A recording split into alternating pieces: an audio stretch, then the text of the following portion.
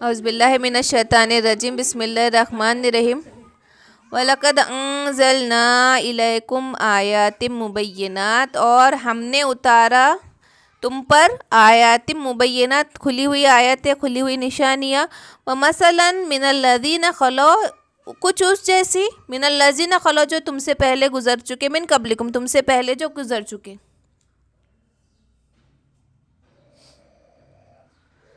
اللہ نے تم پر اتاری روشن آیتیں اور مثالیں ان لوگوں کی جو تم سے پہلے گزر چکے، وہ موعظۃ للمتقین، اور نصیحتیں متقیوں کے لیے، ڈرنے والوں کے لیے. اللہ نور السماوات والارض، اللہ نور ہے آسمان اور زمین کا.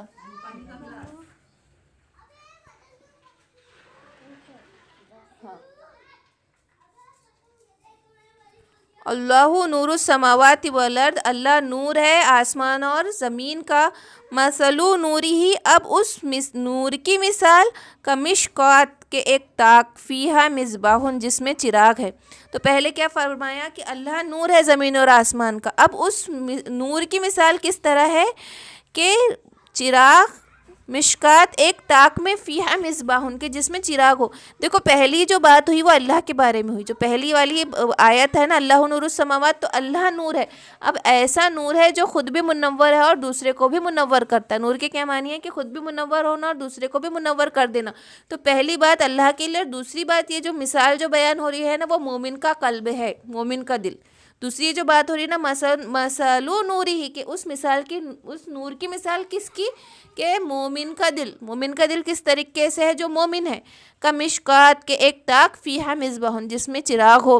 المصباح، اور اس چراغ، جو یہ جو چراغ ہو، فی زجاجۃ، وہ ایک شیشے میں ہو.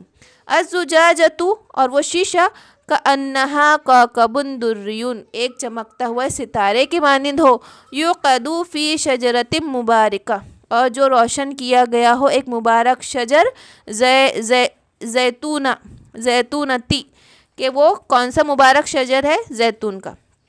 کہ مومن کے دل کی مثال کیسے بیان ہو رہی ہے کہ ایک تاک میں ایک چراغ رکھا ہو، وہ چراغ بھی قائم میں ہو، ایک شیشے کی قندیل میں ہو، اور وہ قندیل ایسی ہو جیسے کہ روشن ستارہ. اور اس کو کس سے جلایا؟ وہ کس سے جلتا ہو؟ زیتون کے مبارک درخت سے.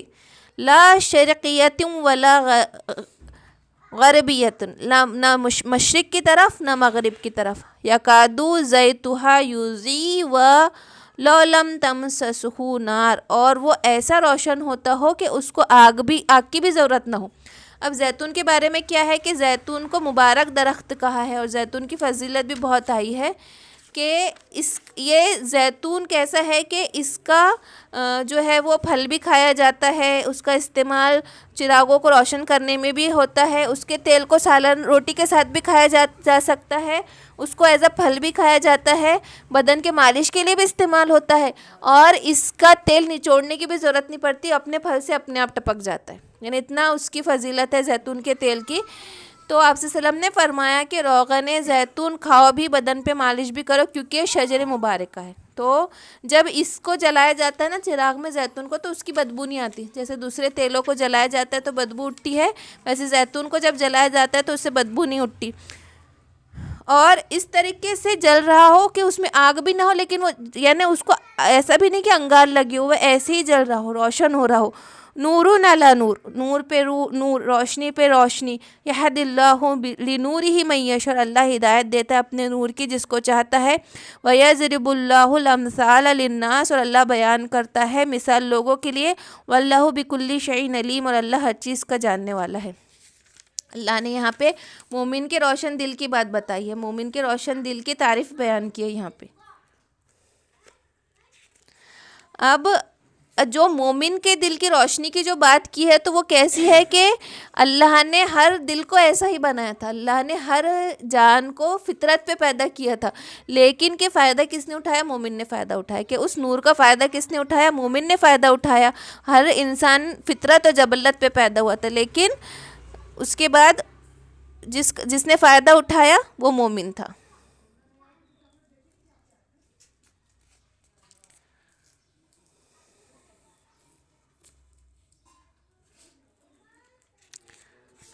اب دوسری آیت، فی بیوتن اذین اللہ ان ترفعوا، اور فی بیوتن اور ان گھروں میں، اذین اللہ اللہ نے حکم دیا، ان ترفع کہ اس کو بلند کرو، ویذکر فیہا اور اس میں ذکر کرو، اس میں فیہا اسمہ اس کا نام ذکر کرو، یسبح لہ فیہا بالغدو والآصال صبح اور شام اس کا ذکر کرو۔ تو اس سے کیا مراد ہے کہ اللہ نے اس کے گھروں میں اللہ نے حکم دیا، جلدی بولو، ہاں، ان کے گھروں میں اللہ نے حکم دیا کہ بلند کرو اس کا نام، بلند کرو اس کو اور اس کا نام لیا جائے اور اس کی تسبیح بیان کی جائے صبح اور شام۔ اب دیکھو اس میں کیا ایک وہ بات آتی ہے، اس میں مسجدوں کو بلند کرنے کا کہا گیا ہے کہ سب سے پہلے تو حق تعالیٰ نے قلب مومن میں اپنا نور ہدایت ڈال دینے کی ایک خاص مثال بیان فرمایا، اس کے بعد آخر میں فرمایا کہ اس نور سے فائدہ وہی لوگ اٹھا سکتے ہیں جن کو اللہ تعالیٰ چاہتا ہے، توفیق دیتا ہے۔ اب مومن کا مستقر اور محل بنانا فرمایا گیا، ایسے مومن کا اصل مقام اور مستقر جہاں وہ اکثر اوقات خصوصاً 5 نمازوں کے اوقات میں دیکھے جاتے ہیں، وہ گھر، وہ بیوت، وہ مکانات جن کے لیے اللہ تعالیٰ کا حکم ہے کہ ان کو بلند و بالا رکھا جائے اور ان میں اللہ کا نام ذکر کیا جائے، تو وہ کیا ہے؟ اللہ کی مسجدیں ہیں۔ اس سے مراد کیا؟ اللہ کی مسجد ہے۔ اور جو شخص اللہ تعالیٰ سے محبت رکھنا چاہتا ہے اس کو چاہیے کہ مجھ سے محبت کرے، اور جو مجھ سے محبت، آپ صلی اللہ علیہ وسلم کی حدیث ہے کہ جو شخص اللہ تعالیٰ سے محبت رکھنا چاہتا ہے اس کو چاہیے کہ مجھ سے محبت کرے، جو مجھ سے محبت رکھنا چاہتا ہے اس کو چاہیے کہ میرے صحابہ سے محبت کرے، جو صحابہ سے محبت رکھنا چاہے اس کو چاہیے کہ قرآن سے محبت کرے، جو قرآن سے محبت رکھنا چاہتا ہے اس کو چاہیے کہ مسجدوں سے محبت کرے، کیونکہ وہ اللہ کے گھر ہے، اللہ نے ان کے تعظیم کا حکم دیا ہے اور ان میں برکت رکھی ہے، وہ بھی بابرکت ہے اور ان کے رہنے والے بھی بابرکت ہے، وہ بھی اللہ کی حفاظت میں ہیں اور ان کے رہنے والے بھی حفاظت میں ہیں۔ وہ لوگ اپنی نمازوں میں مشغول ہوتے ہیں اور اللہ تعالیٰ ان کے کام بناتے اور حاجتیں پوری کرتے ہیں اور وہ مسجدوں میں ہوتے ہیں۔ اب اجازت دی مسجدوں کو بلند کرنے کی، اس کے مراد حکم کیا کہ بلند کرنے کا یعنی اس کی تعظیم کرنے کا۔ اور دیکھو اس کا حکم کیا ہے، مسجد کا حکم کیا ہے؟ مسجد میں اگر کوئی نجاست ڈالی جائے تو مسجد اس سے اس طرح سمٹتی ہے جیسے انسان کی کھال آگ سے سمٹتی ہے۔ اب ابو سعید خدری رضی اللہ تعالیٰ عنہ فرماتے ہیں کہ آپ صلی اللہ علیہ وسلم نے فرمایا، جس شخص نے مسجد میں ناپاکی اور گندگی اور ایذا کے چیزوں کو نکال دیا، اللہ تعالیٰ اس کے لیے جنت میں گھر بنا دیں گے۔ اور حضرت عائشہ صدیقہ رضی اللہ تعالیٰ عنہ فرماتی کہ آپ صلی اللہ علیہ وسلم نے ہمیں حکم دیا کہ ہم اپنے گھروں میں بھی مسجدیں یعنی نماز پڑھنے کی مخصوص جگہ بنائیں اور ان کو پاک صاف رکھنے کا اہتمام کریں۔ اور اس میں مسجد کے احکاموں میں سے کیا ہے کہ اس کو ہر بدبو، ہر گندگی سے پاک کیا جائے، اور جو بھی تکلیف پہنچانے والی چیزیں ہیں اس سے مسجد کو دور رکھا جائے، یہاں تک کہ اگر کوئی شخص ایسا ہے کہ جس کو ایسی کوئی چیز ہے، بیماری ہے جس سے لوگوں کو تکلیف پہنچتی ہے تو اس کو بھی منع کیا جائے مسجد میں آنے سے۔ اور کیا حکم ہے کہ بدبو والی چیز تک کھانے سے منع کیا کہ لہسن اور پیاز کھا کے کوئی مسجد میں نہ آئے کہ دوسروں کو تکلیف پہنچے۔ اور رفع مسجد یعنی مسجد کو بلند کرنے سے مراد ہے کہ اس کی تعمیر اچھے طریقے سے کرنا، کہ ہاں اس کی تعمیر کتنی بھی اچھی طریقے سے کر سکتے، اس میں کوئی ممانعت نہیں ہے۔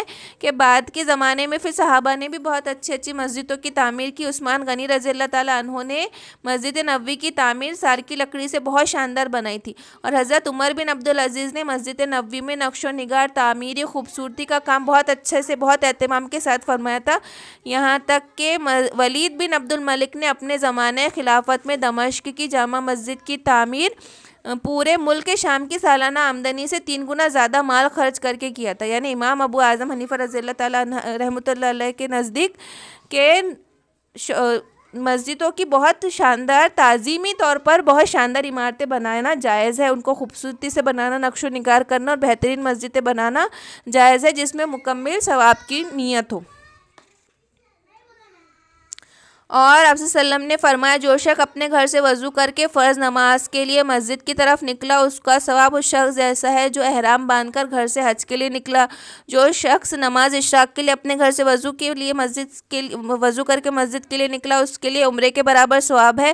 اور ایک نماز کے بعد دوسری نماز کے درمیان کوئی کلام نہ کرے اور اندھیرے میں مساجد کو اور آپ صلی اللہ علیہ وسلم نے فرمایا جو لوگ اندھیرے میں مساجد کو جاتے ہیں ان کو قیامت کے روز مکمل نور کی بشارت سنا دیجیے۔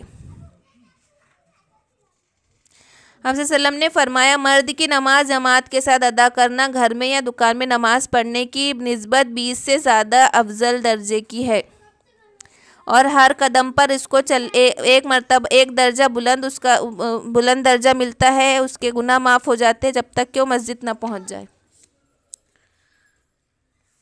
اور مسجدوں کو کیا کہا؟ مسجدوں کو گھر کہا۔ تو آپ صلی اللہ علیہ وسلم نے فرمایا دنیا میں مہمانوں کی طرح رہو اور مسجد کو گھر بناؤ، اپنے دلوں کو رقت کی عادت ڈالو یعنی نرم دل بناؤ، اور اللہ کی نعمتوں میں کثرت سے تفکر اور غور کرو، اللہ کے خوف سے رویا کرو۔ ایسا نہ ہو کہ خواہشات دنیا تمہیں اس حال سے مختلف کر دے کہ تم گھروں کی فضول تعلیمات میں لگ جاؤ جن میں رہنا بھی نہ ہو، اور ضرورت سے زیادہ مال جمع کرنے کی فکر میں لگ جاؤ اور مستقبل کے لیے ایسے فضول تمناؤں میں مبتلا ہو جاؤ۔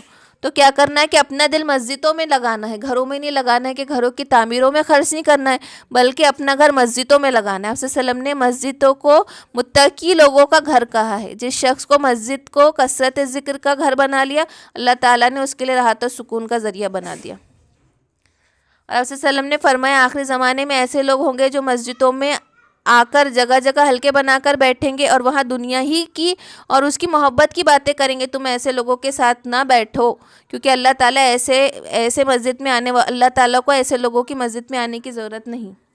اور جو شخص مسجد میں بیٹھا گویا وہ اپنے رب کی مجلس میں بیٹھا، اسی لیے اس کے ذمہ ہے کہ زبان سے سوائے کلمہ خیر کے اور کوئی کلمہ نہ نکالے۔ اب مسجدوں کے آداب کیا ہے کہ مسجد میں پہنچنے سے پہلے اگر کوئی شخص بیٹھا ہو تو اس کو سلام کرے، اگر وہ کوئی اور کام میں نماز نہ پڑھ رہا ہو، تلاوت نہ کر رہا ہو۔ دوسرا کہ مسجد میں پہلے تحیۃ المسجد 2 رکعت پڑھے اگر کوئی مکروہ وقت نہ ہو۔ تیسرا مسجد میں خرید و فروخت نہ کرے، تلواریں نہ نکالے، اپنے کوئی گمشدہ چیز کی تلاش کا اعلان نہ کرے، آواز بلند نہ کرے، دنیا کی باتیں نہ کرے، بیٹھنے کے لیے کوئی جھگڑا نہ کرے، صف پوری نہ ہو تو گھسنے کی کوشش نہ کرے، کسی نماز پڑھنے والے کے آگے سے نہ گزرے، نہ مسجد میں تھوکنے ناک صاف کرنے سے پرہیز کرے، انگلیاں نہ چٹکارے، اپنے بدن کے کسی حصے سے نہ کھیلے، نجاست پاک صاف رکھے، چھوٹے بچے ہیں، مجنون ہیں، ان کو دور کرے، ان کو نہ لائے، کثرت سے ذکر اللہ میں مشغول رہے، اور یہ سب مسجدوں کا حق ہے۔ اور لا یعنی باتیں نہ کرنا، اپنے آپ کو کیا سمجھنا کہ ہم اللہ کی مجلس میں بیٹھے ہیں۔ اب یہ تمام کے تمام جو احکامات مسجد کے لیے بتائے گئے ہیں کہ اس میں لغو بات نہ کرنا، کوئی فالتو بات زور سے کہیں نہیں لگائیں گے، کوئی دنیاوی بات نہیں کریں گے، ہماری فکریں دین کے لیے ہوں گی، اللہ کا ذکر ہوگا، اللہ کی مجلس میں خود کو سمجھ کے بیٹھیں گے۔ یہ سارے احکام ان گھروں کے لیے بھی ہے جہاں پہ اللہ کا ذکر کیا جا رہا ہے، درس و تدریس کی جا رہی ہے، جہاں قرآن کی تعلیمات دی جا رہی ہے۔ یہ سارے احکام اس جگہ کے لیے بھی پورے کے پورے اس کے اوپر بھی اپلائی کیے جائیں گے۔ اب جب ہم نے آیا سن لے تو اب جب ہم یہاں بیٹھے تو ہمارا پورا ویسا ہی عمل ہونا چاہیے کہ ہمارے منہ سے ہم کوشش کریں کہ ایک لغو بات نہ نکلے، ہماری آواز اس 4 دیواری کے باہر نہ جائے، ہمارا کہے نہ نکلے، ہماری ہنسیاں نہ نکلے، ہم کوئی دنیا کے بے فالتو کی باتوں میں نہ الجھے، ہمارے منہ سے یا تو خیر کا کلمہ نکلے یا ہم خاموش رہیں۔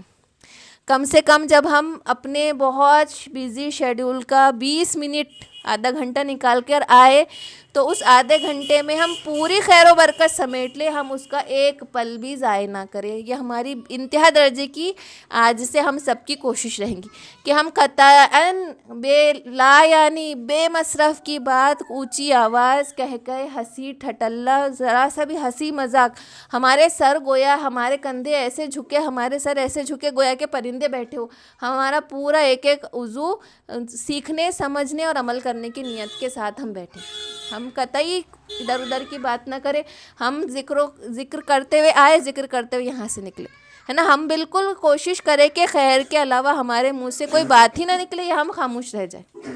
تو ہم اپنے جو اتنا محنت کر کے ہمارے، تو ہم جتنی ہو سکے پوری خیر و برکتیں ہم یہاں سے سمیٹنے کی بے انتہا کوشش میں آج کے بعد سے لگ جائیں گے انشاءاللہ تعالی۔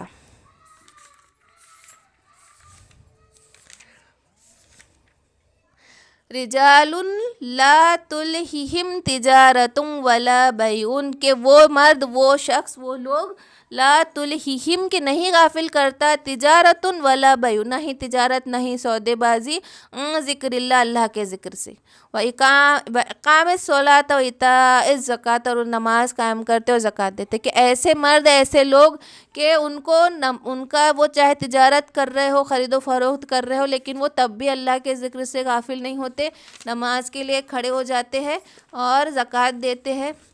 تو صحابہ کا کیا وہ تھا، صحابہ کا کیسا معمول تھا نا۔ عبداللہ بن عمر نے فرمایا کہ ایک مرتبہ وہ بازار میں نکلے تو انہوں نے دیکھے کہ جیسے ہی نمازوں کا وقت ہوا تو لوگوں نے فوراً اپنی اپنی دکانیں بند کی اور نماز کی طرف دوڑ پڑے، تو انہوں نے کہا کہ یہی آیت ان لوگوں کے لیے نازل ہوئی ہے۔ اور دو صحابی ایسے تھے کہ ایک تجارت کرتے تھے اور دوسرا تلوار بناتے تھے، تو وہ ترازو میں تولا کرتے سامان، اور جیسے ہی اذان ان کے کانوں میں جاتی وہ اگلے سے بات بھی نہیں کرتے، ترازو اور سامان وہیں چھوڑتے اور نکل پڑتے۔ اور دوسرے جو لوہار تھے تو وہ ہتھوڑا اٹھا ہی رہے ہوتے اور ان کا ہاتھ اٹھا رہا تھا اور اذان کی آواز سنتے تو وہ اپنا ضربی میں مکمل نہ کرتے کہ ہتھوڑے کو پیچھے ہی پھینک کے نکل پڑتے، کہ اتنا ان کے اندر شوق تھا کہ اذان کی آواز آ گئی تو جو کام کر رہے تھے اس کو پورا بھی نہ کرتے بلکہ ویسے ہی نکل پڑتے، کہ یہ صحابہ کا طریقہ تھا۔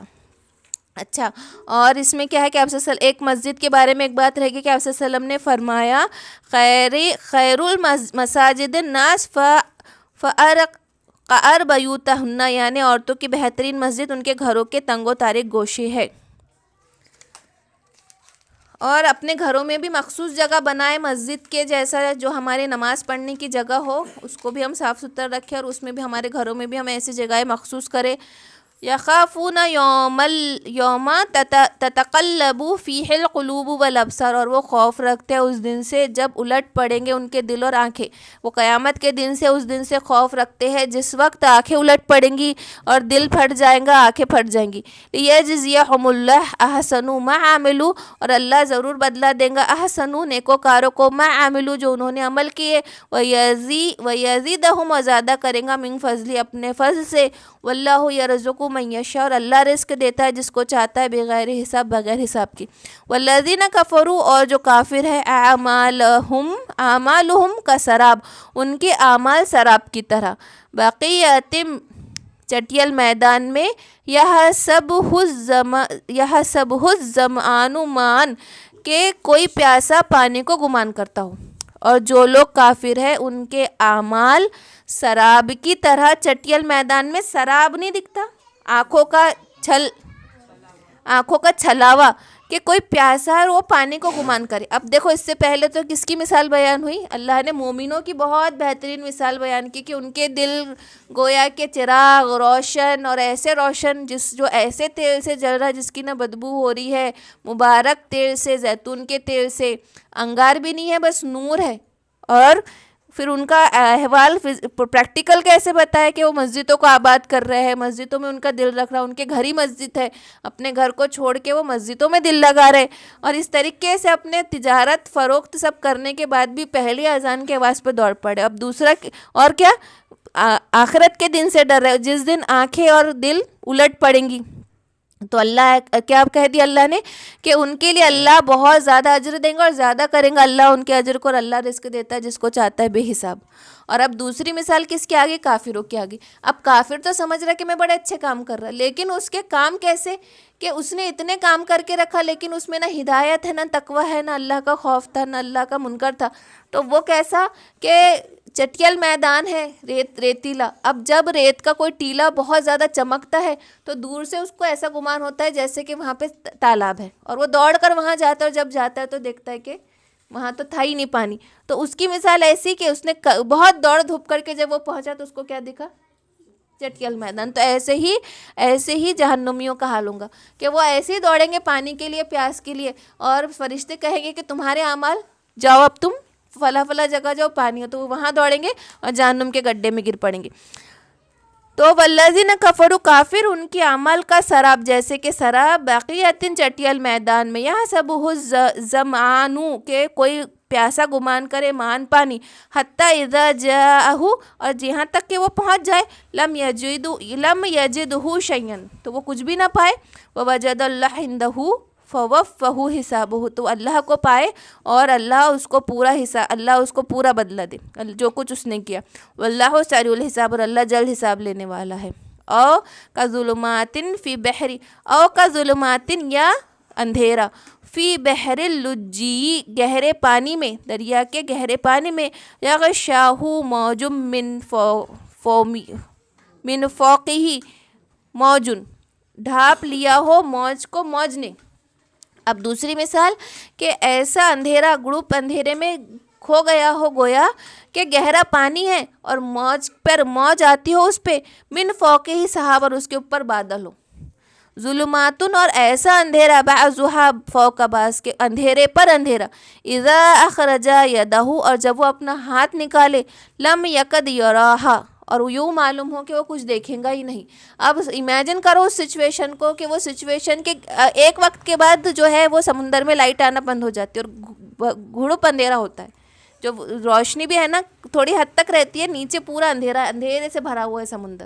اب اس سمندر پہ اندھیرا ہے موج پہ موج آ رہی بادلوں نے بھی ڈھانپ لیا یہاں تک کہ اپنا ہاتھ بھی نہیں دیکھ پا رہا. اگر وہ اپنا ہاتھ نکالے اوپر کر کے تو اس کو اپنا ہاتھ بھی سجائی نہ دی اس قدر اندھیرے میں ڈوبا ہوا ہے. وَمَن لَّمْ يَجْعَلِ اللَّهُ لَهُ نُورًا اور اللہ کر دیتا ہے نور جس کے لیے چاہتا ہے فما لہو من نور اور نہیں کرتا جس کے لیے نہیں چاہتا. اور جس کو اللہ نے دے دی روشنی تو بس روشنی اسی کے لیے ہے اور نہیں ہے دوسرے کے اس کے واسطے کہیں روشنی. اللہ جس کو چاہے روشنی دے اور جس کو چاہے روشنی نہ دے. اللہ حفاظت فرمائے کہنے سننے سے زیادہ عمل کی توفیق.